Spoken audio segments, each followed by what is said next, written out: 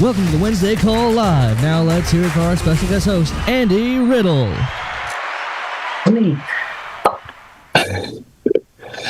Hey guys, welcome to the Wednesday Call, Alliance Nation, and thank you so much, Andy and Jane, for trusting us with the call this week. I got two of my buddies on here from Tampa. I think they're actually in the same office today down there. But we're going to kind of talk a little bit, do a little coaching, share their experiences, and really just try to help you guys. We want to kind of teach you guys in this business kind of how to run your business and create cash flow from brand new starting to junior board member and how to get there and the way to do it. Robert Kiyosaki wrote this great book called Rich Dad, Poor Dad, and then he went on to write a second book that talks about cash flow quadrants, and he created a board game called Cash Flow that we play a bunch of times. Johnny got lucky the other night at the cabin and he bought a Russian oil mine and got lucky. But outside of that, it teaches you a lot about this business, and we like to play it a lot with our team. We play it a lot on our team, so when we get a chance, when we get together, we usually pull out cash flow and play it.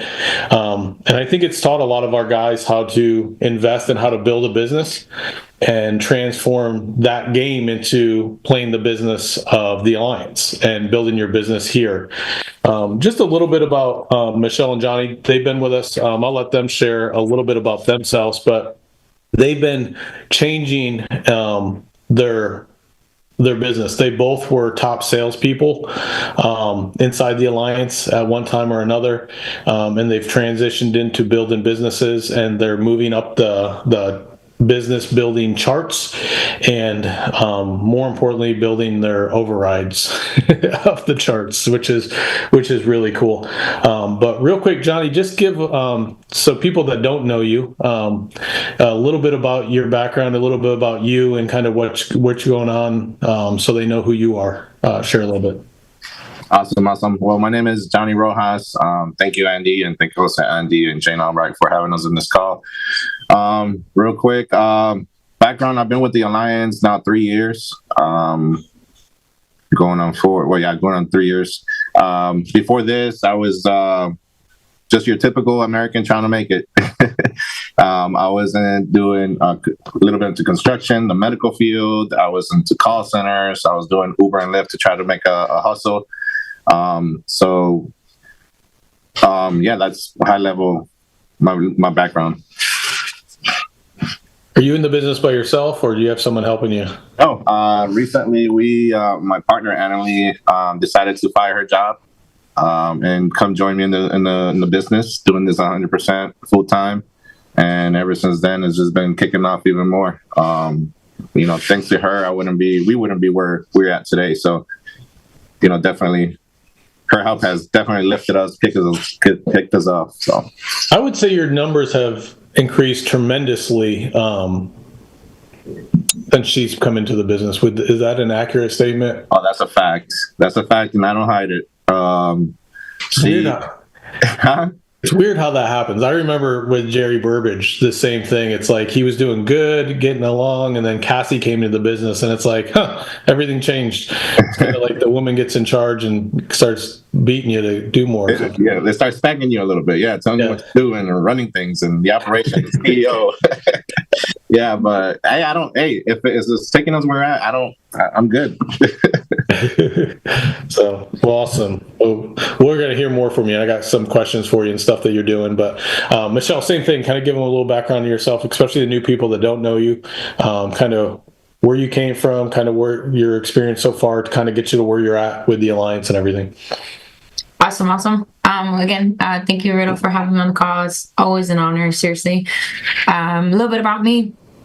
This is my fourth year in the business. Prior to this, I went to school. I wanted to be one of those people, they call them a copyright, people who make the slogans and whatnot. I thought that was going to be me. Turns out at the time, Tampa really wasn't the place to do it. And so I ended up taking a job with my mom. She got me a job at FedEx, and I was there about 6 years. and I didn't really know what the plan was, but if I wanted to see where I'd be in 20, I could just look at what my mom has, and it's no shade. It's just like I didn't think I needed to do something else, and this opportunity just kind of landed in my lap. No sales experience. It wasn't the ice to Eskimo person or anything like that. But I did like people, and so I thought I'd do pretty good. And my first year, I was like, okay, we can really do this thing. I'm hoping, hearing Annalie even talking about the Jerry's Cassie. I'm listening for my Cassie. If she wants to hop in and join this thing with me, we could really blow it up. Cassie, she's an amazing part in our business as well. I just want us to throw a little bit of gas on there. So, just they both didn't brag on themselves enough, but they both have written over $40,000 a month in production. They're both consistently producing. Johnny's a little bit more in the field than Michelle is now, but she still writes quite a bit of business. You still write over $20,000 a month, don't you, Michelle? Pretty much, yeah. Yeah, Johnny's in the phase of writing $40,000 to $50,000 a month and continue to do it. Annalie keeps beating him to do that and make sure he does that. So give you kind of a background where they're at in the business and different part and kind of where they came from. So I want to get into really the game of cash flow and how to create cash flow in this business. There's a tool on NA University. There's a lot of great tools on there. One of the tools that I love on there is the financial independent engine. So I'm going to share my screen in a little bit, but this is what it looks like. You can go on there, you can print it off. It gives you, one of them gives you like ideas of what to put on there. But really you put everything. There's a blank one where you can put anything. It's not limited to just what this says.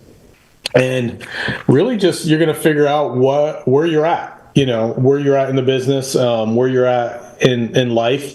And then we're going to play from there to figure out where you go. Each person's a little bit different. When you play the board game, you get a profession. When we played the other night in Andy's cabin, I was a mechanic. Johnny, what were you? You remember? Yeah, I was a teacher. A teacher. Brian was the doctor. I think Jared was a police officer. I can't remember what Sebastian was. And I don't remember what Lou was either. But everyone has a different profession, and what comes with that profession is you have different amount of income and different like the doctor made the most money, but he also had the most expenses. You know what I mean? So it kind of puts in line with what your profession is, what your expenses would be as well. And really every profession has an equal opportunity to win the game. It's just how aggressive you have to be, different things you have to be. And with the Alliance, if you're looking to build a business, which that's always been my passion to do here, and Johnny and Michelle are the same ways, where they're looking to build businesses and build that residual income.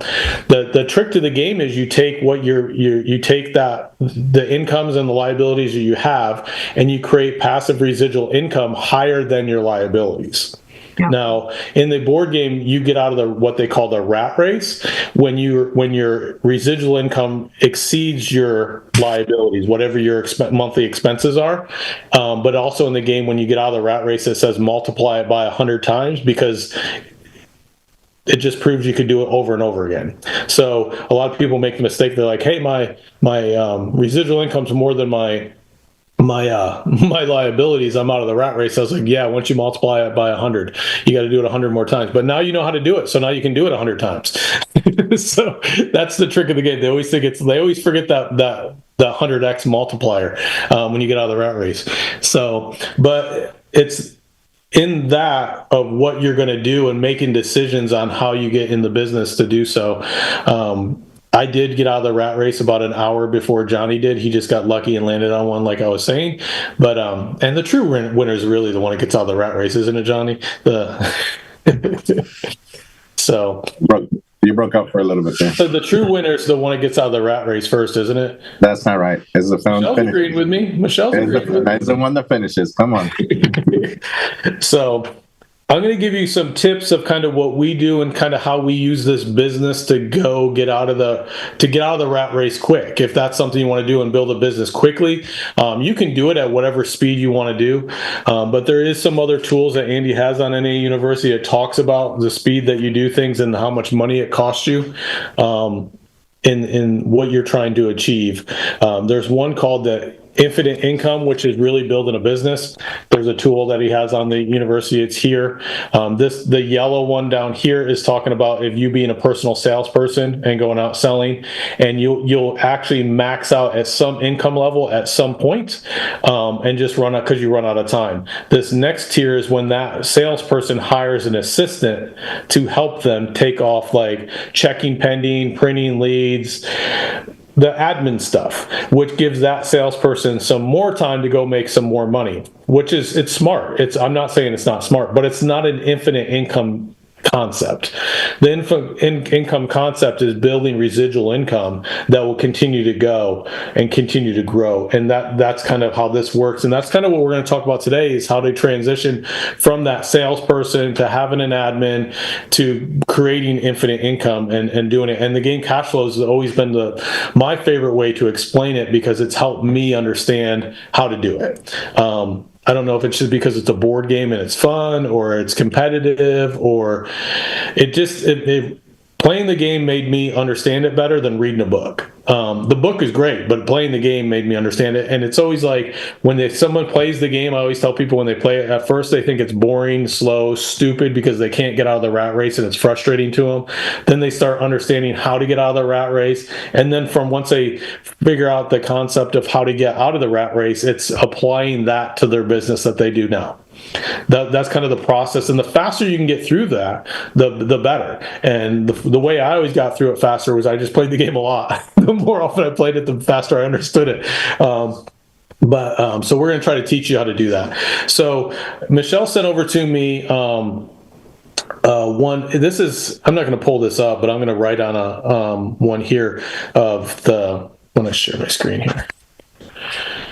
So this is the financial independent engine. It's taking a second. It's loading up. Michelle, you guys can see that, right? Yeah. Okay. So this is the financial independent engine, and I'm just going to write on here some of the things like what people's look like and what they have. Why can't I find that text from you? It's in your email. Oh, you emailed it to me. That's why. I knew I had it. I was just looking in the wrong spot. Okay. So the monthly incomes is going to be anything that for your job that you make there. So if you are currently having a job, like a W-2 paying job, you put that income there. Your personal sales would go here. And then any other types of income that you have, rental income or anything there. Down here in your liabilities, this is going to be the balances. So this would be your mortgage amount. You may have a $300,000 mortgage, car loan, maybe $30,000, any student loans, any credit cards, any other types of loans. That's the total. Now the payment of those is going to go up there in your monthly expenses. And your monthly expenses, you're going to put in all of the things that you pay every single month of expenses: food, mortgage payments, car payments. The example on this one that Michelle said, this total down here is roughly $5K. So whatever your total is your total. It's not bragging that total is big, just so you know. But some people have really big expenses. When I got in this business, my total here was probably more near the 8,000 when I started in this business. So I had to make more over in this section, more money here. So I had to make more money here to cover that every single month. Up here is the assets. So anything you have in a savings account, you're going to put here. Any other real estate equity, any other assets, you put over here, and you're creating this card. And down here is going to be any business expenses. So you're going to have like any money you put towards taxes, your lead cost, any advertising that you do, any travel, office spaces, phone, employees, any of that stuff you're putting down here, and you total it up down here on the bottom. So you're just creating your card, and regardless of what it is what it is. That's where you're starting at. It's where you're starting at in the board game. So when we pulled those cards, when we played at the cabin, like Brian didn't want the doctor, did he, Johnny? He kind of got mad when he pulled it. He's like, we should have just picked them. We shouldn't have pulled them blind. And it's because this is high, right? That's why he didn't like it. he wanted less there, so he didn't have to create much more more residual income. So you're trying to figure out where your card's at, and it's how fast you want to get out of that rat race, how aggressive you have to be in this business to do so. Someone that has high monthly expenses, has to be more aggressive if they want to get out in the same amount of time with someone that has low ones. So we'll just go with 5,000. So the first thing you need to do in this business, if your expenses are 5,000 a month, you need to make 5,000 plus over here. So you want to take that $5,000. So you got to make a minimum of 5K plus a month to pay your expenses. So the game is going to assume that you pay your expenses, so it pays them for you when you get on payday. In this, you have to make over 5,000 a month. So that the first job in this business is to figure that out. Like, how do I make 5,000 a month? If you can't do that, you probably need to stay in your job until you can figure out how to make that money so you don't go broke. Then once you're making 5,000, it's how you multiply it. So Johnny, and correct me if I'm wrong, Johnny, but a fair statement would be, for a couple of years, you were doing this. If this was your card, you were making just around 5,000, maybe a little bit more, and you were paying your expenses, just getting by. Just barely getting by. Yeah. Keeping the water level right below the nose. When it went up over it, you freaked out. When you got it right below it, you're like, that's normal. You know what I mean? Stretching back to normal. And then Annalie joins the business, and she starts saying, like, hey, why aren't we doing more? Why aren't you writing more? Why aren't you doing this? That kind of how she... I mean, she's nicer than I am and probably not as direct, but I'm wondering if that's kind of how the conversation went. No, she pulls out the belt. Oh, she does. She's mean. So back in September, you guys made a commitment to go do more. What you've been doing more there is building up, but in September, you guys wrote 43,000, correct? To write 43,000, do you remember what your lead investments were that month? Overall, it was 2,000 that we made. The first week was 250. And you were buying Bang Bang, the $5 Bang Bang leads? Strictly Bang Bang, yeah. So that's what we did. If anything else was kind of like maybe 2 war market sales, but that's it. Everything was of Bang Bang. That's right. So you did 250 the first week. The second week we did 250 again. And our numbers, our AP was up there, and that's when we got together with you and Brian. You said double up.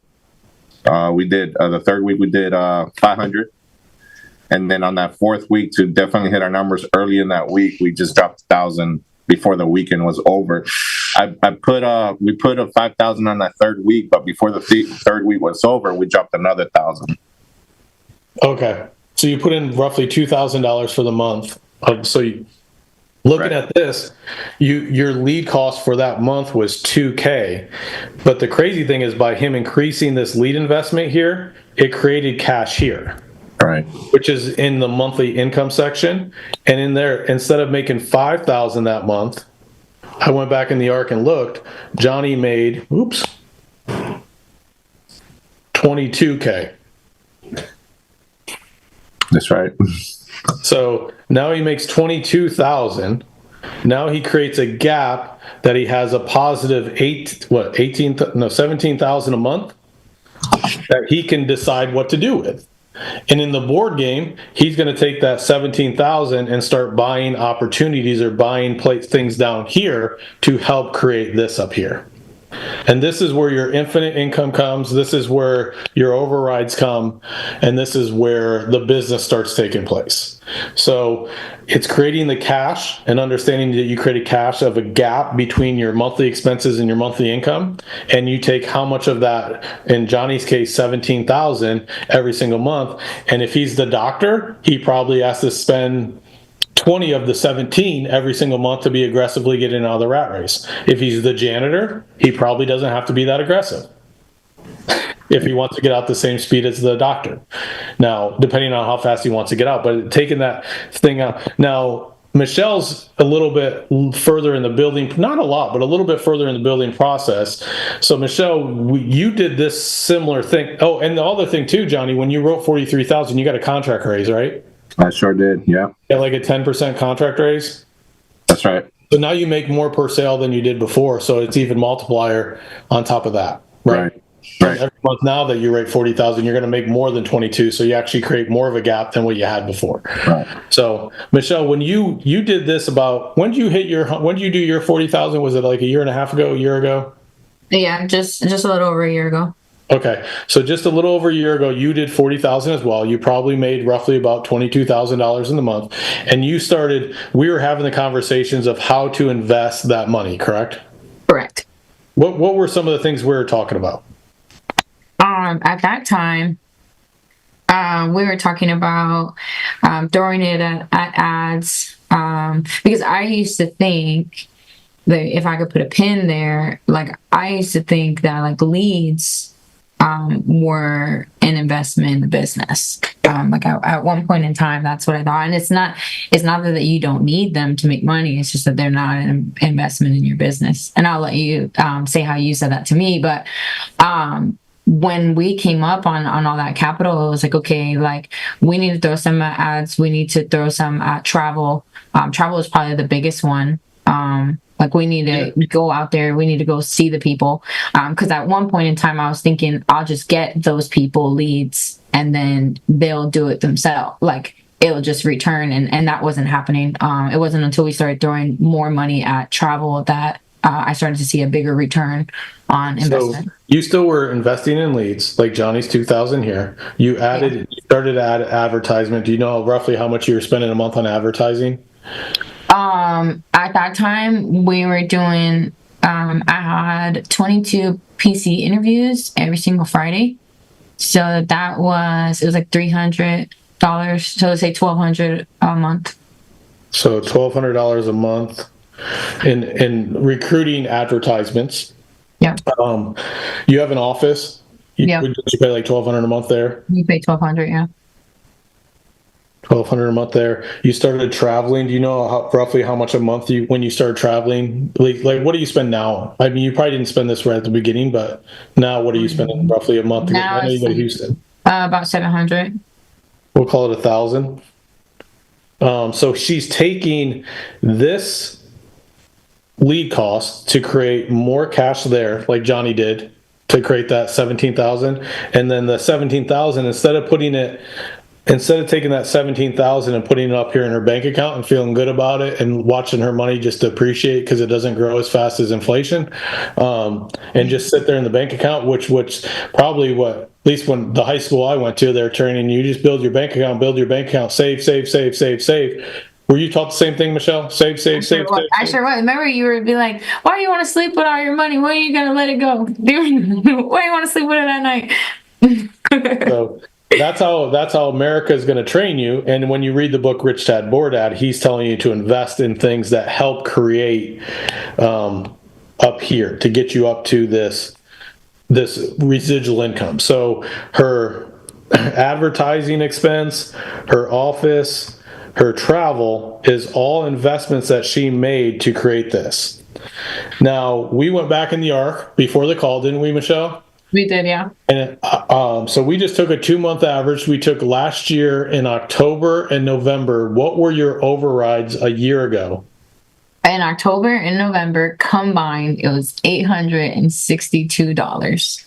Woohoo! $862. Yeah. So that was a year ago for 2 months. So it's basically $400 a month. Correct? Is that fair? That's fair. So she invested $1,200 plus $1,200 plus $1,000. So you're investing $3,400 roughly a month to grow your residual income, correct? Correct. Yeah. Okay. So in the calendar year, let's say you did that every single month. You invested $40,000. Which, keep in mind, that $40,000 is 100% tax write-off, so the government doesn't take that money. In return for that $40,000, so keep in mind, when Johnny's buying leads to get $40,000 in premium to make $22,000, that's an investment in that monthly income, but not in a business. You took that monthly income, invested it into business activities or opportunities, as the board game says, and in over a year, you estimate of roughly $40,000. What were your the overrides when we looked them up for October and November this year was 15,000 in overrides, so 7,500 over the same period. So you went from $400 a month in overrides to 7,500 with a $40,000 investment. Now, someone may say, Michelle, that's a lot of money to invest for only $7,500 a month of residual income. So I asked my good friend ChatGPT, what a business valued at that makes $7,500 of residual income a month, what's the value of that business is worth? Guess what it said? What, $500,000? $300,000. Jesus. So you turned a $40,000 investment into a $300,000 business. Now, is that a good deal? I'll take it all day. Yes, sir. It's a crazy deal. So it's the multiplication from there. So someone's saying the $2,000 investment Johnny did to make $22,000 is a great investment. Now it's taking Johnny's money or what you did a year ago, take the money of what you were making on your sales side, investing it into a business. And I mean, $40,000 sounds like a lot, doesn't it? It does sound like a lot. Scary. But if I told you I'll sell you a business worth $300,000 for 40, would you do it all day long? Every day. It's kind of like it's not shock. If I said you spend 2,000 in leads, you'll make 22,000 in income. They'll be like, I'll do it every month. You know what I mean? But then it's convincing someone to spend the same 3,000 or whatever it was your monthly one, the 3,400 a month, to create a $300,000 business in a calendar year. So talk about, Michelle, real quick. I know you did you do advertising through ads. You did the President's Club. You do some other stuff now.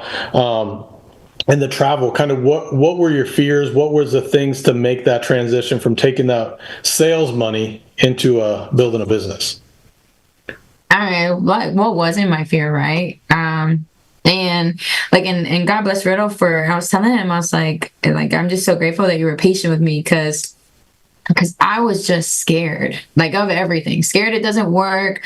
Scared I spend it doesn't come back.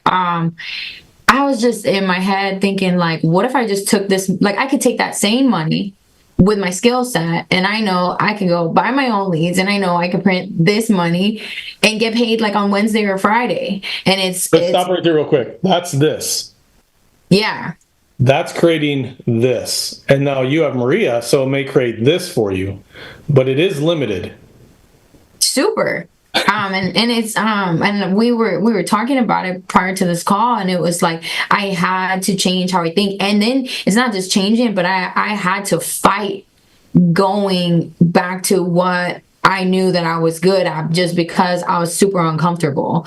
And day in and day out. And I think, like, even wherever I'm at, like, I still have to fight that stuff as well. Like, it's not like I've arrived, like, those thoughts still occur. And so in the beginning, I think, one, I was scared to just go, and I was like, all right, well, what do we got to do? And I remember, before I was going to Houston as frequently, I was going to Atlanta. And that's a much closer, see how he just eases you in. Like, that's a 6-hour, Texas is like 10 on a drive. You know what I mean? Like, it was much closer. Everything was more accessible. So, like, I actually traveled with Riddle the first time. And we did something, like, I was thinking in my mind that, like, okay, if I'm going to go travel, I'm thinking it got to be a week long. I'm thinking it's going to take me out of the field. I'm just so worried about me. I think, and at that time when we had traveled, I think we did like a day, right? We flew out like in the morning, then we fly back that same night, and it was like, oh, maybe, yeah. Well, I mean, you travel all the time, but I just remember for me, it was like a jam-packed day. We had the earliest flight out, and we had the latest flight back. And so much got done. And it wasn't like he's working with me while he worked with John Beverly's team. I think Sean even had plugged some people in there. Like, just things were just in motion. He's getting all this executed. And then we're on a flight back home. And what did I actually miss? and I was like, wow, okay. And then it was going that next time I went by myself, and nope, it wasn't executed that way. Nope, I wasn't as effective. Even have seen it, but in my mind, I was like, I don't have to be here for weeks on end. Like, I think I started doing 48 hours. Like, I was the earliest flight in on one day, and I was taking a red eye home the next day, and I'm just dialing with agents or running appointments or training, and it was terrible, Riddle. It was so terrible. I was barely doing GS3s. I was doing GS2s. Everybody's crying. Nobody's winning. It was god awful.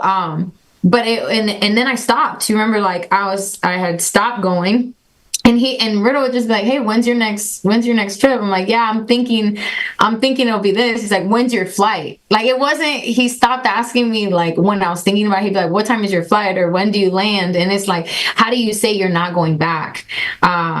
And I think at that time, that's maybe when I made the $800, and before that it was zero. So it's like, if it went from 0 to 400, I'll take it. And if it went from 400 to another 4 or 800, I'll take it.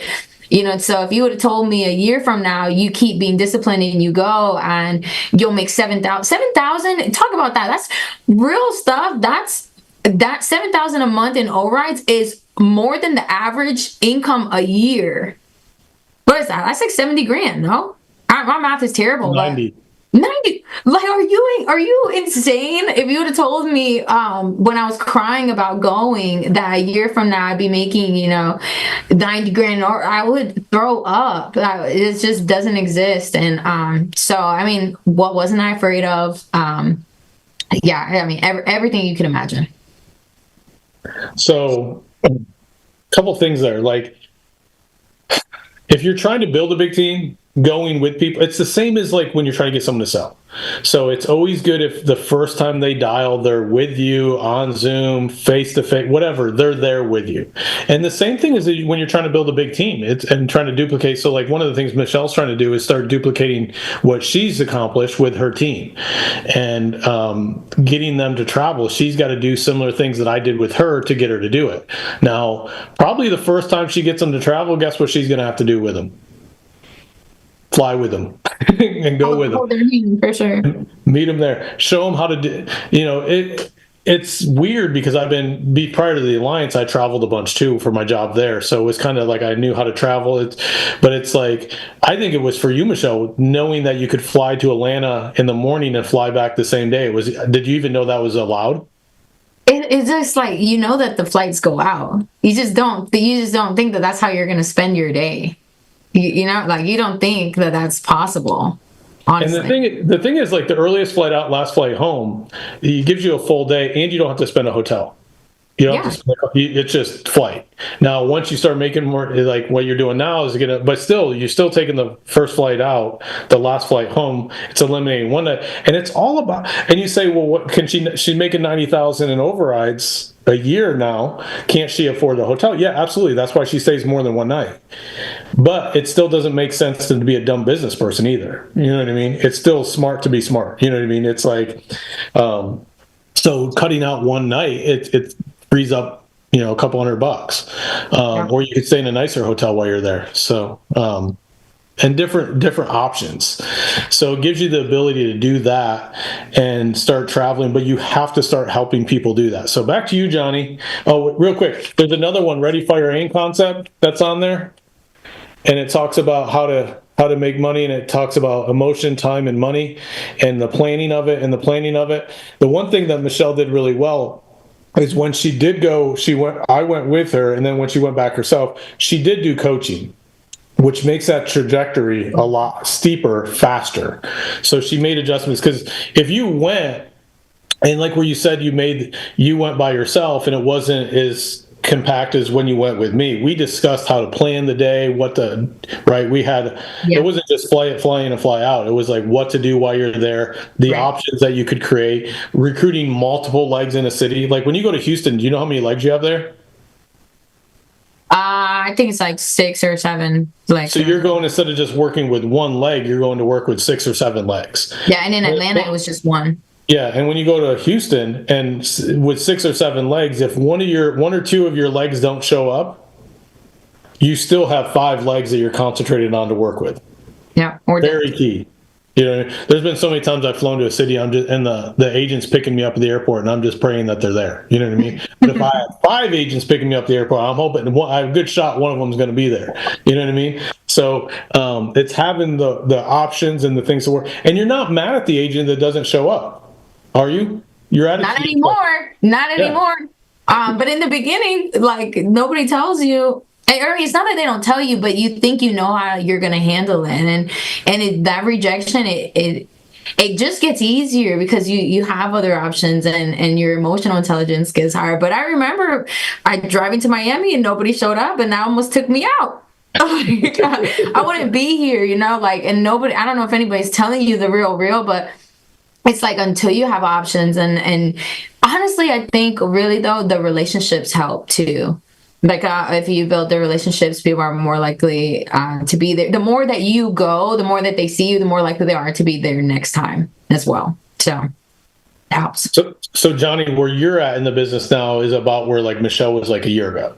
Like you have a team. You have Lewis who through your warm market. That's they do $25,000-$30,000 a month in premium. I'm not saying it's bad, but it's like now that you're looking to invest more and grow a business and grow more faster and different things, what are some of the things that your fears are? Because I know you talked about, well, you didn't really say it on here, but you could talk about, you had the fears, and you and Annalie had the fears of even investing in leads aggressively, correct?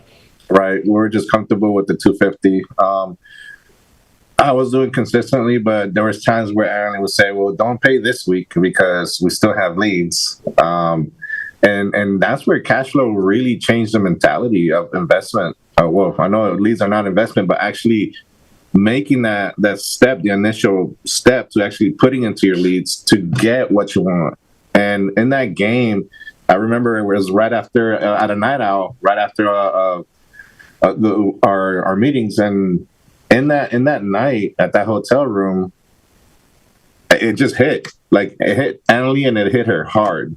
It hit me, but it hit her more because she was more like, let's take it easy. I was like, oh, let's just do something. But for us to actually see it in the game, like you said earlier, and actually see it and implement it, it was game changing. It was just, I was like, oh, the light just turned on and it just blinded us.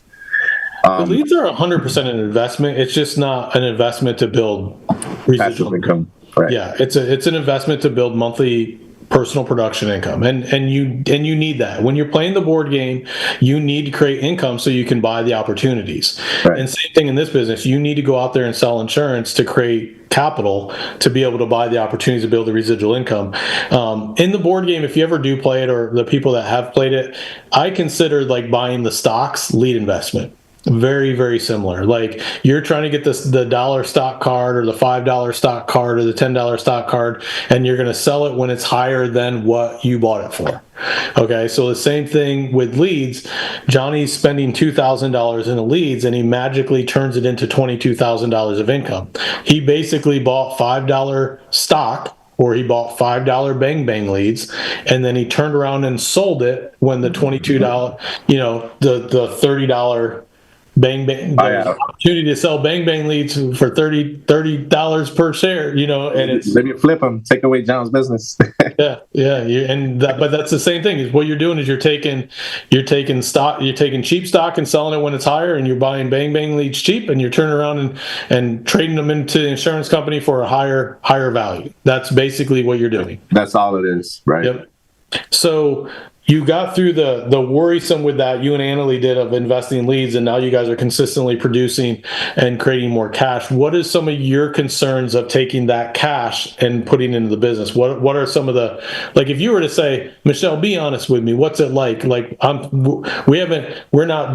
because Michelle made a comment to me earlier. She's like, it almost makes me wonder why I'm not putting more in. And I was like, I know, I agree. So it's kind of like where she's looking at your business now, where you're producing and creating cash. She's probably like, why is he not putting more in? Are you saying that in your mind about him? Oh, whoa.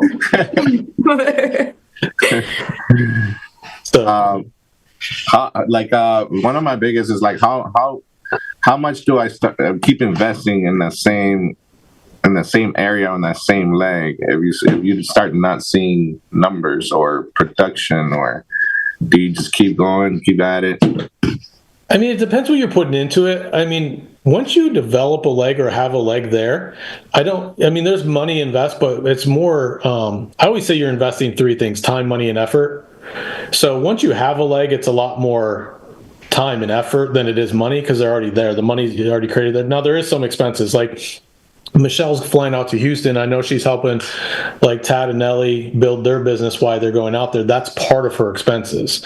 But the way she offsets that, if they don't do what they should be doing or what they want to do, or they don't execute because they're new at doing it, she's got 6 other people to work with there to get her return on her investment as well. So it's always good to hedge with that leg. You know, when I come to Tampa, I have 7 legs there as well. That when I'm down there, I spend a lot of time with you two, but I also have 7. I have, I have 6 other legs that I spend time with, because you guys are technically in the same leg for me.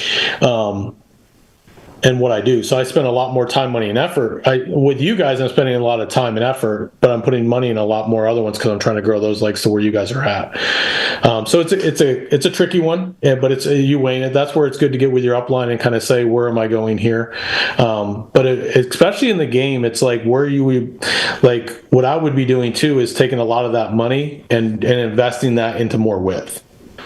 And how to create that width of what you're looking to bring aboard, because one is that's going to give you the highest percentage of return, and the more success you have at helping people,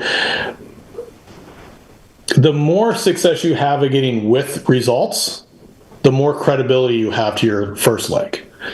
So when your first leg's all you have very little to no credibility, right? Because they almost think it's just them. You know what I mean? Because it's like, Johnny's a nice guy and everything, but I'm doing all the work. He's just the guy up top there. If he was so good, he would have more than just me doing it. So it must be me that's the superstar. Right. And I can't say they're wrong. You know what I mean? Right. And you can say they're wrong. No, I've helped them this, I've helped them that, I've helped them that. It's because of me that they're that good. You may be right, but results show more likely it's them than you, because the only common thing in the one part of success is them. Now, if you had 5 legs of success, where's the commonality now? I've done it 5 times. I've done it 10 times. I've done it 20 times. You're one of the 20. Who's you know what I mean? And you're going to get paid for your results.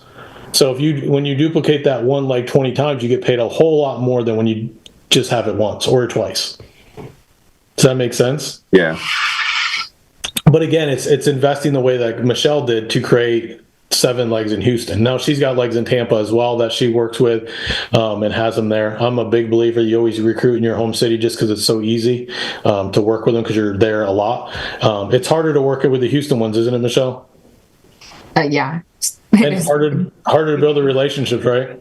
Yeah, harder for sure. How many of the Houston people have traveled to Tampa to see you? 1. And how many times have they done it? Once. If that's the only time you guys hung out, how good would the relationships be with those 7 legs? We'd be Houston. We'd have a problem. For sure. Now you're grateful that he came, and I'm all for people to do that. Yeah, you know I think it really helped him too. I think he grew in that process when he came. But it was I think I tell you all the time, there's a couple of pivotal things that you've ever said that has like really changed the way that I think about stuff. And I remember we were in Atlanta and he was like, look, I just like the odds to always be my favorite. I just always want to do more for my team than they can ever do for me. Like, I want to show up more than they can ever say they showed up for me, or do this and do that. Like, where it's just stacked against you. And so that's all I'm trying to do is just have more stuff. Like, I want to always see them more than they ever come to see me. Yeah. What about if, so let's say that you had that leg come over here and see you, Michelle and Riddle. Do you help them to get here, or is it just an investment they have to make purely on them? I've done it both ways, dude. So I've had people just want to get around me and want to come do it, and they just come do it. And then I've had other people. I remember when John Beverly first got started in the business, he was struggling. He's always been the fly TikTok guy, you know what I mean? The fly insurance guy on TikTok. And he makes sales off there, but we were trying to multiply and get his sales higher. And he wasn't great at selling leads at that time. So one of the things I did for him just to get him going, and it was an investment on my part, was I flew him. He lived in Atlanta then, so I bought him a flight from Atlanta down to Tampa, and he spent like 2 or 3 days with Brian, riding on appointments with Brian. So I asked Brian, I was like, can he watch you dial? Can he run appointments? Now, the trick is, Brian ran appointments. He would dial on Monday for Tuesday, Wednesday appointments, and then Thursday for Friday, Saturday appointments. So the way we did it was I flew him down on a Wednesday, and he ran the appointments. I think we flew him down Tuesday night. I think we flew him down Wednesday morning. So we did the early flight from Atlanta to Tampa Wednesday morning. Then he rode all day watching the appointments. And then Thursday, he watched Brian dial, because while he was dialing with Brian Thursday in the office, he was also dialing for his appointments Friday and Saturday. Then he took the last flight home Thursday night, and then he was home to run his appointments Friday and Saturday. Tricky. Because if you do it the other way, if you do a fly him in on Monday, dial with Brian, then run the appointments Tuesday, then he flies home Tuesday night, and he doesn't have his appointment set because he didn't dial. Right. So he did it backwards, but he saw both and then got home and was ready to go. Because if you do it the other way, Johnny, it's like he watches Brian dial on Tuesday, runs appointments Tuesday, then he has to fly home Wednesday. He's tired out. Maybe he doesn't get up early. He doesn't dial because he's not used to traveling. It's Wednesday. It's not really my dial day anyways. I'm going to wait till Thursday. All that momentum that we just created by that investment of sending him down to go with Brian for the 2 days is gone. Yeah. So you as a leader need to be the smart one. If you do that and invest in people to get around you and come ride with you and come to Tampa, it's still an investment. And so you could do it that way, but you want to do it to where when they get home, it's hard for him to, if he booked appointments for Wednesday, not to run them. It's like he can make that decision not to do it, but I think it's harder to make the decision not to run booked appointments than not when you don't have anything going on, just to say, I'm not going to do anything.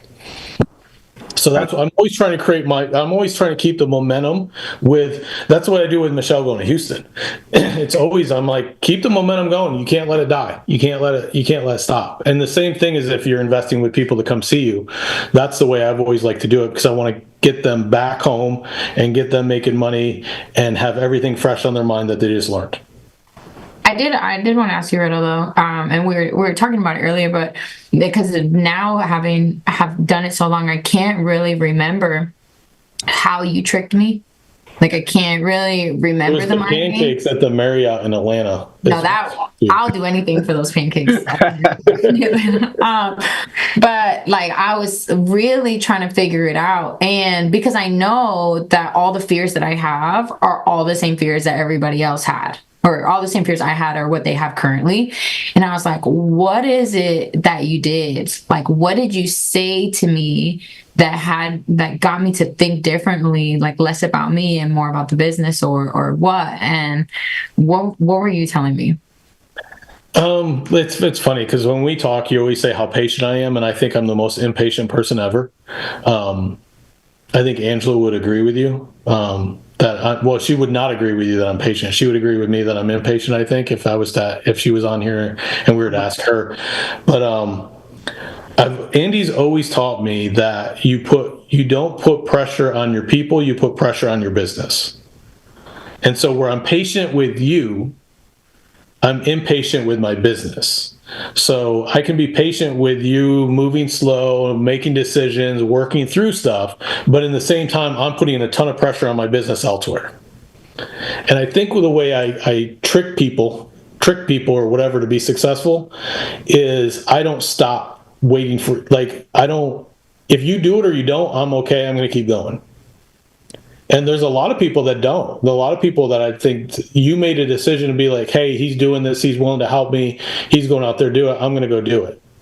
And then once you started doing it a little bit, it's like, can I get her to do a little bit more? Can I get her to do a little bit more? Can I get her to do a little bit more? And it's that slowly, it's like how you boil, how to boil a frog? Yeah. Just turn it out slowly. Yeah. So same thing. It's like turn it up, and that's what I'm doing now. So your group does like $75,000 to $100,000 a month in premium, and I'm trying to get you to board member to over $250,000 a month. So it's what am I going to do to turn you up there now? To get to $250,000 a month, you're going to need to have some of your guys duplicating what you've done, Right. and it's teaching you how do we turn that up? You know what I mean? How do we turn Tad and Ellie to start doing that? How do we get Ashley to start doing that? How do we get Melissa to start doing that? How do we get I know his name's Kakaya, but Kaya. Right. I almost said it the right way. You know what I mean?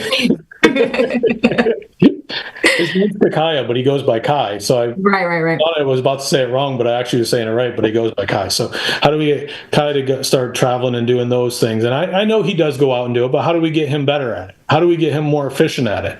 Yeah. Because I bet you a lot of times when he goes, it's like your first time you went to Atlanta. Yeah, I bet you. And it's and how much you're different from that first trip to Atlanta to how you are when you go to Houston next week. You know what I mean? How different are those two people? Are you asking for real? Yeah. What do you, night and day. And I would say Kai. I think he goes to Dallas a lot. Isn't a bunch of his people in Dallas?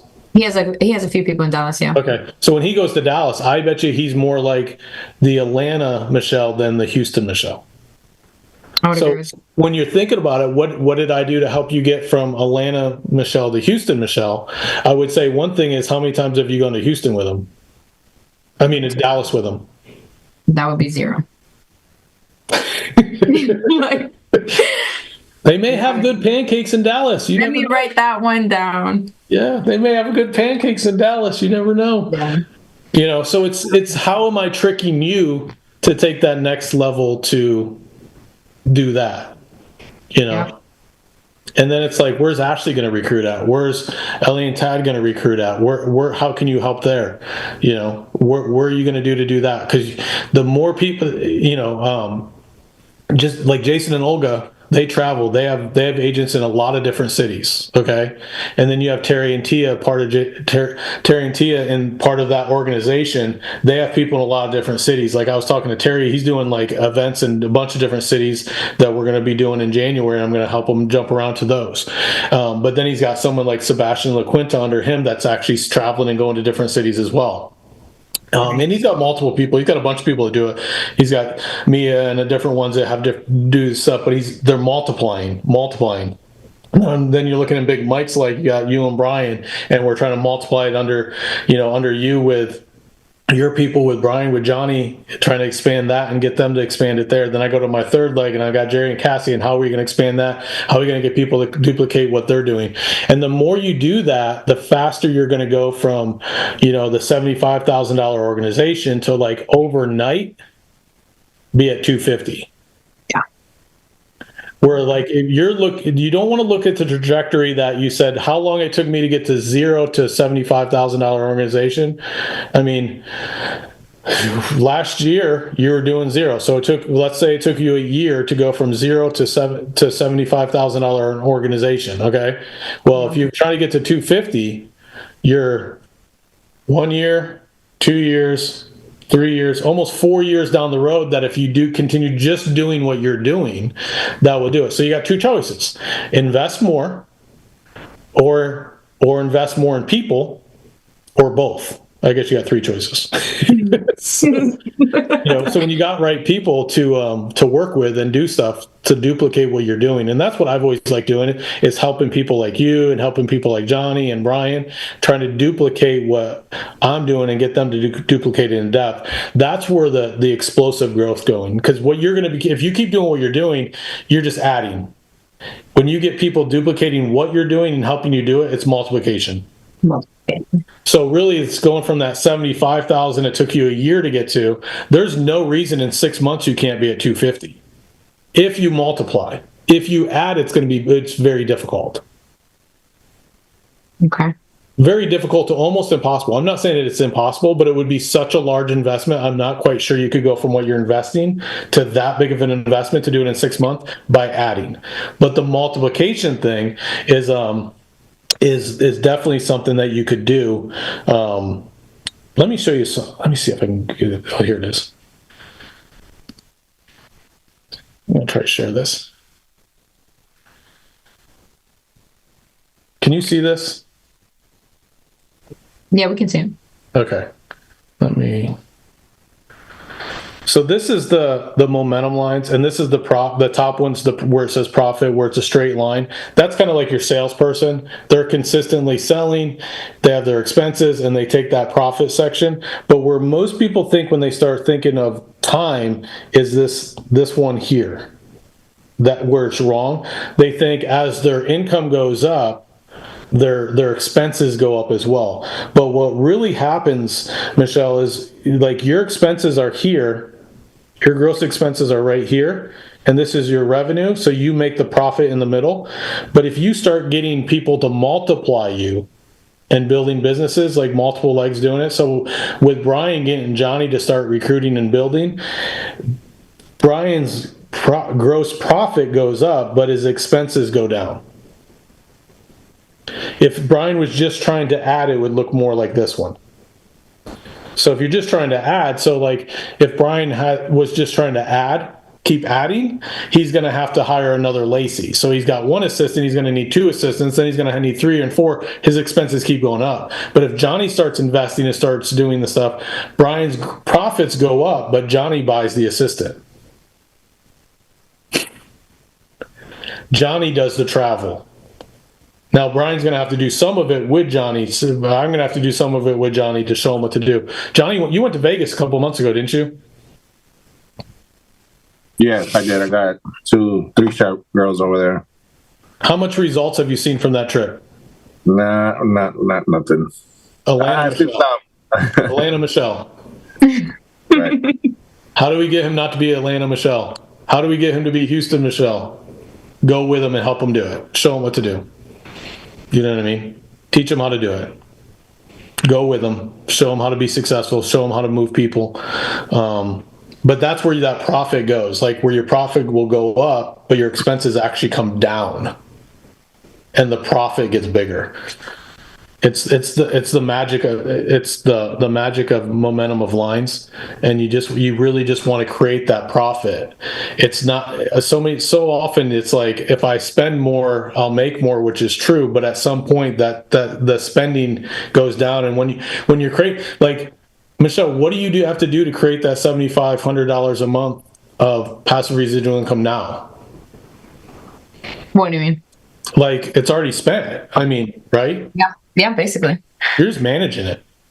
Very You're true. helping them. Now, if you get Ellie and Tad to build up their group to $75,000 a month, and you show them what you do, it's going to cost you a little bit at first, but once they start doing it on their own, your profit goes up and your expenses go down. And then when they repeat the same thing in their group, it goes even more. And that's that other part is like, in order to do that, you have to develop people. Okay, it's not the premium, and that is, if not the hardest thing, right? And it's like, so I guess I'm asking you, what's a faster way is it finding more people that want to be developed, or is it being more strategic on being creative on how you're trying to develop the leaders that you currently have? Is it both? It's probably both. I mean, I've always been told the Alliance is a personal development company disguised as an insurance industry. So ultimately, the more you are able to develop people, the faster your business is going to grow. If I go back to the Atlanta Michelle and the Houston Michelle, you've developed. You know what I mean? That's the difference. It's how do we trick you to develop? How do we do it? Now, Andy always talks about the 3 hardest things to do in the world is kiss a girl leaning away from you, climb a fence leaning towards you, and get someone to do something they don't want to do. So knowing that if they don't want to grow, it's one of the 3 hardest things in the world to do. So find someone that wants to grow. You know what I mean? And work there. It's easier to find someone that wants to grow than convince someone that doesn't want to grow to grow. Now, I think you've always wanted to grow, and I think Johnny and Annalie definitely want to grow. That's why I spend time with you guys and work with you. It's not always smooth sailing. You guys give resistance, just like every other human being alive that wants to grow. You have your own thoughts, which is okay. You're human. I just try to help you through those thoughts. Yeah. And so while you're working with your people, Tad and Ellie are going to have thoughts, and you're going to have to help them through that. And they're not always going to align with your thoughts. And most of the time they won't. Ashley's going to have her own thoughts and opinion, and it's because they have experiences in life, and it's not that they're right or wrong. It's just, what got Michelle from Atlanta Michelle to Houston Michelle. So you can show them how to do that. Now, you can't show them how to go from where you're at to where I'm at yet. Yeah. Because you haven't experienced it. But as you start growing there, you can teach them that too. A lot of times people get confused. It's like they'll be like, I want to be where Andy Riddle is. I want to be, senior board member, whatever number I am, and all those fun things like tomorrow. But they don't, it's that iceberg thing. I saw I think Andy posted on his Instagram, the iceberg, they want the what's above the water. They don't want to do the stuff below. And it's like, yeah, that kind of doesn't work that way. Me too. So. Me too. Johnny, you look like you have a question. Or you look like something's driving you nuts down there. No, I was just imagining that people see the success that you have now, but they don't see really what you've gone through. And once you start putting it out there, people don't really want to fight the fight. So it's like, what you think about too is like the fight you dealt with to go from where you were at before, making like $5,000 a month to making $22,000. What that fight you talked about you and Annalie at, you know what I mean? It's that constant fight where I'm chasing Andy Albright and I'm trying to get as close to him as I can. And I'm trying to fight for that. I guarantee he looks at me and laughs. You know what I mean? He's like, the stupid stuff he does. He's like, I can't believe he does that. You know what I mean? He just does it different. So I try to get closer to him to do it. I mean, we were just at the cabin. You were just there. Like, what did you observe how he does things different than you do? A lot. What were some of the things that he does different? Some of the things he does, I don't even do. Some of the things he does what? Some of the things he does, I don't even do. Like, a lot of people can do it. And that's the spread that he has on everybody. It's crazy. He's just on the go. That guy's just a monster. He's just on the go. If we thought you're on the go, and then seeing him act and go, it's like two different beasts, like, it's crazy. It's like the first one up, last one to bed. Yeah, really. And the time, and he's still going. What he does in the time between when he wakes up and goes to bed. It's crazy. It's crazy. The network, like even when like the networking he does, the people he gets around, and he's pulling us with him. You know what I mean? Showing us a way, exactly. Like just showing us how to do it. Like, that's crazy. Dude, when we went to the NC State game and before the game when we were networking and stuff, how many people he introduced me to that were multi-millionaires? So he's like, ask these guys questions. But Michelle, he does it in a tricky way. You know what he did to me? And I picked up on it. So he said he'll introduce me to this one guy, and he's like, this guy, I've always had him talk to Spencer and Haley and pour into them. He doesn't tell me to ask him questions. He just says, I always had this guy pour in, and he's introducing me to him. So it's like, maybe I shouldn't, like, I gotta ask him questions. You know what I mean? Andy trusts this guy to pour into his kids, and he's introducing them to me. I need this guy to pour into me. I gotta ask him a question. I can't just say, "Oh, that's cute. That's nice that you told Spencer." Awesome. Like he's telling me, it's his nice way, Michelle, to say, "Riddle, ask this guy a question. He knows stuff." But you see how he did it so nicely? Yes. Let me ask you this. So, like I love when we're on these calls because I just I feel like for everybody who's out there who's like afraid to make a mistake, I just feel like I've made them for you. So I just like to be as vulnerable and transparent as possible. But we had a conversation about maybe like this had to be earlier this year, maybe January, and you're like you are a very calculated person. you're like, and it's, you make decisions based on these calculations that you're coming up with, and probably because it worked in your past. And so that's how you make decisions going forward. Right. And so sometimes, when I'm training people and I'm watching them do what I naturally do, and I'm watching them be calculated, I feel like it's valid. Like, I understand, but I can't distinguish what you did to challenge that thought, or to stop me from being so calculated, to make a mess, or to do that kind of stuff. So I'm asking you to explain it again, because I have a lot of people like that, and I'm still like that. So I'm fighting my own demons too. So there's a couple things that with I've seen, like, my experiences are not to be as calculated and just go. You know what I mean? And just do it and then figure it out later, which can be very bad as well. Okay, and have no calculation. I mean, I think back to when I climbed the mountain for the first time. My buddy signed up for it. He's very much like me, and we just like, hey, let's go. We'll figure it out when we get there, and we both almost die. And then the second time we hire a trainer, and we're like, his calculating brother is the one that says there's a trainer for this, and he found it, and we didn't know where it was at. They hid it on the website. It was actually on the website. Me and him just were so let's go. We never even went to the website. So you can be bad both ways. So it's a good thing to do, but it's as playing sports and playing basketball. I know you played basketball and stuff. It's like there is a perfect play for every defense. You know what I mean? But I also know you can call the wrong play and execute it perfectly, and it still works. But I do know you can call the right play and execute it poorly, and it won't work. So let's say your offensive plays are like 1, 2, 3, 4, 5. Like, you just number them. Like, we're going to call number 1, and Johnny's the visiting team, and he's got a defense on that number 1 will work perfect against. Okay.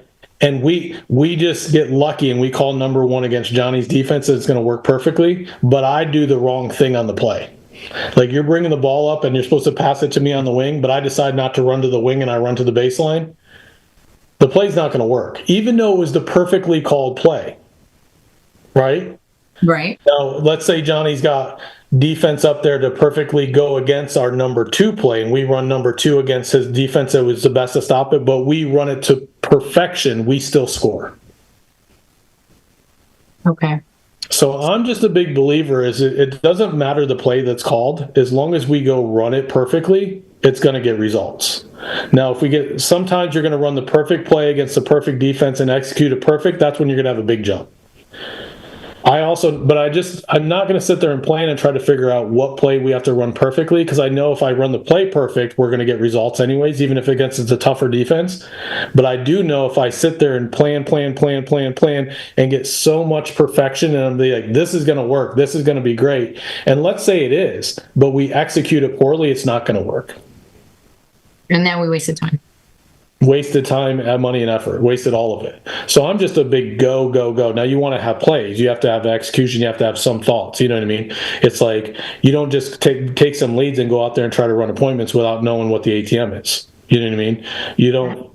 It's like you're have some preparing, but not so much preparing that you never go out there and execute and never do anything. You know what I mean? Like, think about it. If you watch the videos enough to be perfect at the ATM before you run your first appointment, and they're not there, how much are you selling?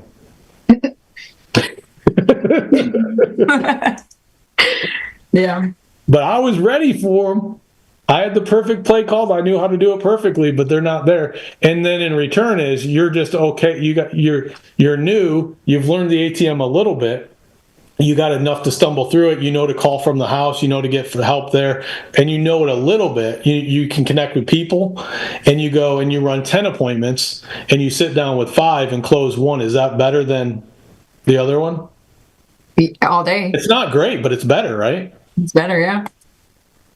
So I would say that's in the sales side, the equivalent, and the same thing in building. You're gonna do you going to Atlanta probably cost you negative money, but the education you got from it was so valuable.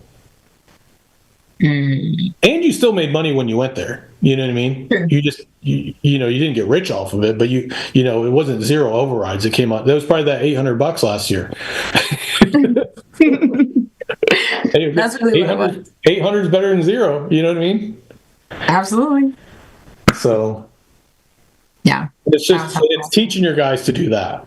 Guys and girls that you have on your team, to teach them that let's go make a mess of it and we'll figure it out. And that's the key of you going with them. You know what I mean? If I would have just sent you to Atlanta and never went with you, never helped. Now there's a point that I need to not go with you. Because if I'm just doing it all the time and you're watching, it's the same thing as like if you have a new person sit there and watch you dial. If they only just watch you dial and they never get on the phone, they're never going to book an appointment. If I didn't let you go and make mistakes, and I knew you were going to make mistakes, I knew it wasn't going to be smooth. We prepared, even though you went, we prepared, we talked about what to do, and it still was crazy. It was awful, right? It was still a mess. You know, you probably were about to cry. I was probably laughing. You sure were. And I was crying. Yeah, that's. But we got through it together. I probably went back up with you another time again. Did I or did I not? Yeah, you did. I think you let me go by myself like twice, and then you came back with me. Yeah. So I went back with you. We did it again. I probably had you do a little bit more than I had you do the first time. Worked with you. Yeah. Same thing. It's the same as selling. It's the same as getting a new agent going. You're going to dial with them. You're going to run appointments with them. They're going to go out there. They're going to suck at it. You're going to let them get beat up a little bit. Then you're going to pull them back in and do it again with them. No, I don't know, Johnny, if I'm speaking for you or not, but like I just know like what I thought at one point in time. Like I remember thinking like that I wasn't good enough to go somewhere, get in the car. Cause like, right, maybe you dial in maybe you're a great home player. Like maybe this is your routine. Like maybe I make appointments because I'm sitting in my chair, in my space, in my city with my people, right?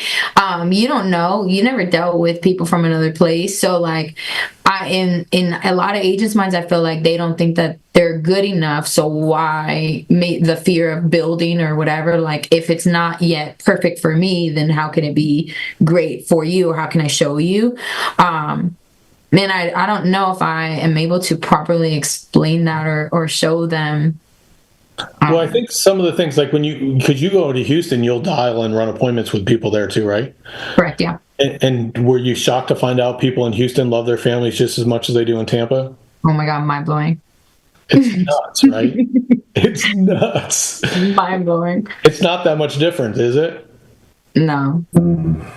No, but and guess what else is cool? You know what I mean? And I think it's a great part of this business. And a lot of people try to protect their new agents from seeing this. Have you ever been in Houston making dials with your team out there and you get hung up on? Yeah. Have you ever been in Houston making dials and get cussed out on while your whole team's watching you? Oh my God, yeah. You want to talk about building a stomach? You can build some grit. It's right there.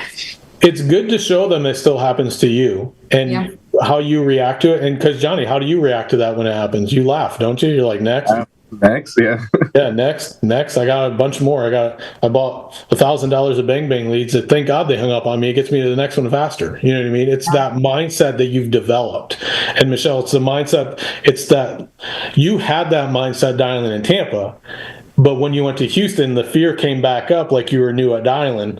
Yeah. You're like, I can't have someone scream at me and let them see that happen. Why not? Because it's going to happen to them. Right. It's more that you want them to see that happen and see your resolve and how you respond to it than the fakeness of it's not going to happen. The fakeness that I'm so good, I'm Michelle Colin, I'm one of the top producers in the country, I just sell and book everything. That I know you're not saying that. That's what they hear. That's what they think. Right. You know what I mean? They're thinking she's the best. And then when they see the best get beat just like them and laugh it off, that's what you're really teaching them. Next. Not that it doesn't happen. And when they see that, I think it gets they're like, maybe I'm not. It's kind of like what I'm trying to get you to believe. You know what I mean? I'm trying to get you to believe you're already a junior board member. And you're good enough now. You just don't believe it.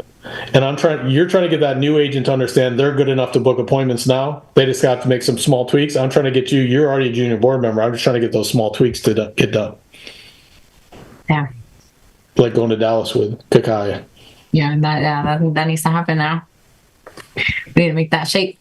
If he's listening, he's going to text you and be like, hey, when are we going to do this? I know, right? I'm like waiting for it. I'm like, yeah, we're gonna have to set that. If he's not listening, you're off the hook. You're good.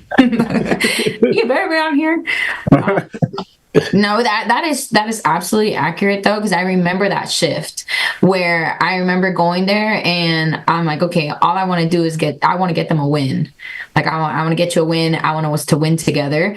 And I remember it was Ellie actually, where I was praying I would just get her a win so she can see it done. And this girl was praying that we got porched, praying that we got every objection that she got. And it wasn't until we were in the car, she was like, oh, I was hoping that we get a challenge. I'm like, dang, like the odds are, you didn't even know that somebody's wishing all the bad. Like I'm trying to get us a win. But it honestly, like now you do pray that you do see those objections. So that way they know you get them too. And they can see how you overcome them and things like that. Because that stuff is so important. Yeah. I appreciate that. I guess I'm going to have to go to Vegas with Johnny. Now you're on the hook for it. So. Yeah. That's powerful right there. No, that I honestly, like, it makes so much sense. It really does. And then hearing it again, like even seeing my numbers, I'm like, wow, like, what are we about to do in 2025? Right. So like for me, like when I look at things like with Andy, like we were at the cabin, it feels like last week. It might've been 2 weeks ago. I don't know. Yeah. But we were just there with Andy and I'm looking at it and I think we had 6 guys there from my team there. And I'm like, I'm talking to Andy immediately, like, how do I do this with just my guys? Like, it's not that I'm against Davies guys that were there or Fitz's guys that were there. It's just like, I want to monopolize all of it with my guys. So we've already started planning to do one with my one. Now, it was just guys, so you were left out, Michelle. Sorry. But he is planning something. I thought of you, and I'm thinking of the other women on our team, and I was like, hey, we need a girls. So I'm putting plugs in Jane's ear, being like, hey, we need a women's leadership. We need that. So we're doing that as well. Yeah. Annalie was hurt too. Yeah. Yeah.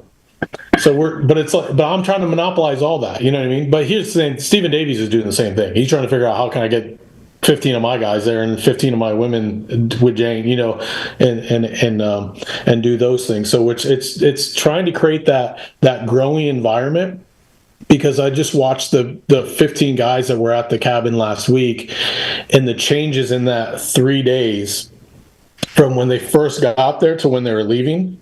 One is there's a camaraderie between the 15 guys there that wasn't there before we got there. Right. Yeah. Like I knew every single one of them before I went there, and I like every single one of them, and I'm closer to every single one of them when I left. And now some of the guys, like Johnny, I don't know if you knew every single one of them, did you, when you went? Not personally, I knew of them, but I was able to connect really good. Yeah, so. And now he's got connections. He's got friends to reach out to. He's got cross-line running buddies that are willing to get in the fight with him. All those things are good in this business. And it's all part of that cash flow game, because it costs money for Johnny to go. It costs money to get there. It costs money to actually attend it. But what he comes out of that with is that growth in Johnny. The mental growth in top of it to do it. And then where he can multiply that down, but also create more cash and make his value so much more. And I just watch how Andy moves that around and puts those things together, and I'm just always trying to study him, because to get to his level, those are the below the water iceberg things that people don't see. Those are the things like I want the above water iceberg of Andy's, but I understand there's a lot underneath the water that he does to create that. Like, we jumped on a bus that picked us up, drove us to the game. We had basically went to a dinner before the game with all someone was joking, it was me, Terry Edwards, Johnny, Jeremico, I think Brian might have been, and someone's like, we're the brokest table in this whole room. That was crazy. Which is nuts. You know, yeah. I think Lou was at that table. We're like, yeah, we're for sure the brokest table in this room. You know, but then it's like, then we're sitting courtside on the game. Like, we had 10 seats on the court. Like, no one sitting in front of us. 10 of them. Yeah. Like, it's not just. I got the ball twice. Yeah, it's not just show up at the game and buy tickets at the ticket window and go sit down. That's the below the iceberg stuff, but we had the experience above the iceberg, but you're watching all the things that he does. And how's he do it? He has 15 guys that he's pouring into for 3 days, and he's done that for years to create that lifestyle, and then gives us a taste of it. So we get back to work to create that lifestyle for us and our family and our team. That's how he's tricking me to do it. So how am I tricking you to do it? I'm trying to give you a taste. So guess how I try to give you a taste? What happened Saturday night, Michelle? Oh, we got wined and dined. Explain that. What happened Saturday night? Yeah. So Riddle, when he came to Tampa, shout out, I'm going to have a nephew, Brian's baby is due soon. Oh, you're going to have a nephew too, Johnny. So Brian's baby shower was here. So Riddle had came down and he was just like, him and Angela, I'm a big fan of Ange. But him and Angela were like, oh, do you and Cassie want to grab a bite to eat? And when people say that, I think as casually as he said it, I really thought we were going to grab some tacos or something. He's like, oh, do you just want to do this? Do you just want to do that? And so I was throwing out like these little ideas by the mall. And they were like, oh, we really want to go to Eddie V's. And if you guys don't know what Eddie V's is a very nice steakhouse. And I was like, Angela, I'm a little underdressed, babe. Like, what? I thought we were going to grab this like little meal, and she's like, no, you and Cassie are going to be fine. And we get there and it was just like, it was just amazing, like, top tier everything. There's no parking lot, is there? You think about it and you're like, man, like, no. We pulled up, like, Riddle won't get in my car ever, but I won't even make him get in my car. There's no way we're pulling up Teddy B's in my car. We're gonna get in his Porsche, and we're gonna do things the right way. And like for me and Cassie, I'm like, man, like I want to get to a point where me and my wife are just randomly, it was a Saturday night, but there's nothing going on. It's like, I want to randomly go to this nice steakhouse, drop a couple hundred just because, and do it for my team or do it for you and Ange. Like, I want to be able to do that. And so it's always really special. So that's the trick. I'm showing you the above the water part of the iceberg, and I'm trying to trick you to do the below water stuff so you can create that for your team. Well, you can say it's the trick, it's the influence, it's whatever words you want to use. It's that taste. How many restaurants Andy and Jane have taken me and Angela to that I'm like, where am I at? Like, you know what I mean? How many times I've flown in Andy's jet and I'm like, there is something nicer than first class, huh? I mean, I have clear TSA pre-check. I get through that security really quick, but not having any security is actually faster. Yeah, that's a reflex. When you get on your own plane, you don't have to wait for everyone to board to take off. Full-size bottles of stuff. Like, I can't wait till they stop throwing my crap away. But let me ask you this though, because like that was not a cheap thing, like to go to the cabin, right? And it shouldn't be a cheap thing because of the caliber of people that are in that place. It shouldn't. But how do you, or is there a time thing, or is there a right thing that you say to get somebody to see so much value in events versus taking that same $1,000 and spending it on the weekend to get to Dallas in January versus that $1,000 on leads to not get them their immediate money? Like, you know what I'm saying? Like, how do you have that conversation? I mean, I just say it a lot. You know what I mean? One of the things that Terry taught up at the cabin, he got it out of, I can't remember what book he got it out of, but you basically have to say something 7 times for the first time someone hears it. So it's talking about it a lot. That's huge. And it's knowing that we are a personal development company. The more we develop people, the more money we're going to make. It's not about selling more. It is about selling. We make money off selling premium. Okay. But the way you get someone to sell more premium is you develop them as a person. So I'm pretty I'm pretty like gung-ho about like what we have conference coming up in January. Great place to go get personal development, get around a ton of people that have success in the industry that we're in the exact same system that you're part of, that you can go ask questions with, rub up with them, buy them a drink at the, at the bar, hang out with them for a little bit, get to know them. And the way I looked at the cabin with like Johnny and Brian was like, here's an opportunity. Here's an opportunity card you flip over in cash flow. And I can't put the ROI on it that it's going to return, but I know there's a very, I know it's the highest ROI that's in the deck.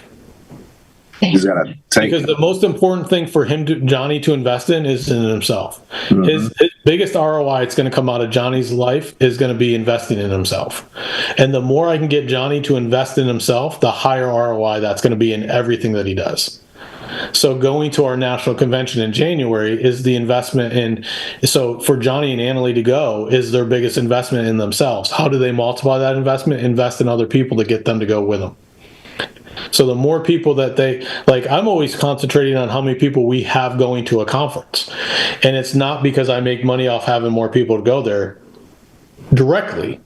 I don't make anything off it. I could have 1,000 people go and I make $0 for having 1,000 people show up. It's the return of the growth from those people that come back from that conference that ROI is taken back from. And it's getting people to understand that the biggest investment they have in their life is themselves. Right. And once they realize that and they start investing in themselves, you look at like professional athletes. Like I saw a stat the other day, like LeBron James spends like $500,000 a year just on his body. You know what I mean? Just like keeping up his body. And I mean, he's playing in the NBA at the age of 40. You know, it's like he has spent money. He can't go out. If I was to pick, he doesn't do what John Daly does. He doesn't smoke cigarettes, go drink it. He doesn't look at John like he didn't do that with his body, but it's in return why he's in the NBA at 40. You know what I mean? So he's invested in himself and his body and stuff. So with our business, it's investing in your mind and your ability and the people, the influence that you can create and the things that you can learn. And by going to things like at the cabin, going to our national convention that's coming up in January, I personally think it's the number one investment anyone in this business can do for themselves is actually get around those and put money into it to get to Dallas, Texas. I think it's the most important thing. You gave me like an instant plug just by asking the question. I didn't even have that plug. Conference, I was serious. But in return too, it's like it's just everything Andy always does. Like I think it costs $1,500 to go to the cabin. That doesn't include your travel to get up there. But right. To stay in a world-class cabin like he has, to go experience the NC State basketball game the way we did and how we did. This hat's we all got this hat. We all got like a jacket. We all got a hoodie. Like food.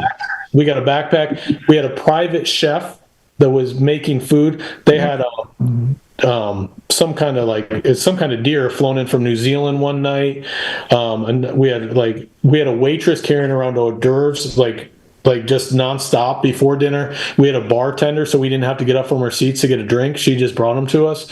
Like for the $1,500, typical Andy, he over delivers on what the cost. And Andy developed 15 guys in his organization for 3 days.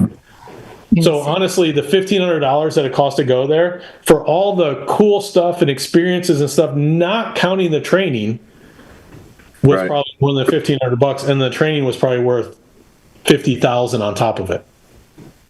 And that's going to be the same thing in Dallas. You're going to go to Dallas and get people that go to Dallas and National Convention, after day one, I guarantee almost every single person comes up to me and says, I got my money's worth already. I remember Lou Abadi, the first day, the training hasn't even started. It was just the association and hanging out. He said he already got his money's worth at the cabin thing. It was like the first day. And that's how it always is. It's just how Andy does stuff. Over delivers on what the investment is. So powerful, and I'm so jealous, and I really hope that there's a women's thing in the works, and y'all will be jealous next time. When you see Jane in Dallas, I'd be poking her with that, being like, hey, when are we going to do our thing? When are we going to do a women's thing? Yeah, for sure. Jane, if you're listening, when are we going to do a women's thing? All right, guys. Well, thanks so much for jumping on the call. Thank you, Alliance Nation. Hope we didn't bore you to death. Hopefully gave you some good stuff. These are two of my winners that I think you're going to see more and more of as they grow. They're playing that cash flow game. Their businesses are growing, and now we can hold them to it since they said they need to invest more. You know what I mean? I got it on recording and everything. So hope this helped, guys. Again, thank you, Andy and Jane, for the opportunity to give back to the Alliance and everything that you've given to us. We appreciate you and pray for you, and everyone have a great week. See you guys soon. Bye. Thank you. Bye, guys.